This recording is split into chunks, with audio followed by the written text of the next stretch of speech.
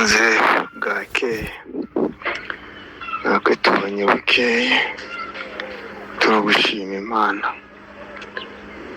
Njye narakubyiyembaga muri Nord Kivu muri Congo, antuka turi mu kiriyo hano muri Congo, nkomoka Masisi mu lokalite Muheto Busiye Karongi. Antuka ejo twahuye n'ibibazo biremeye cyane.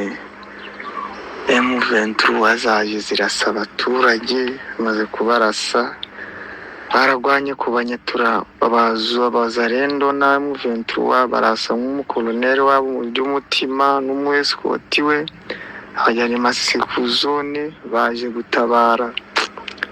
Mana yanje barashya abaturage batabwa ngabo ku bwabo. Ubu ngo banga twerekeje Masisi tugiye mu kiriyo, no tuzimba turavaye amahoro batari amahoro ntawamenya pe.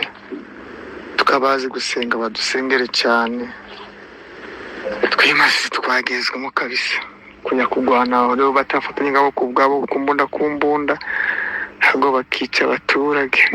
Ibyo wa mubyeyi we byo tugiyemo kuramo twabahamba gute abo baturage bazize inzira kuho ngibyo.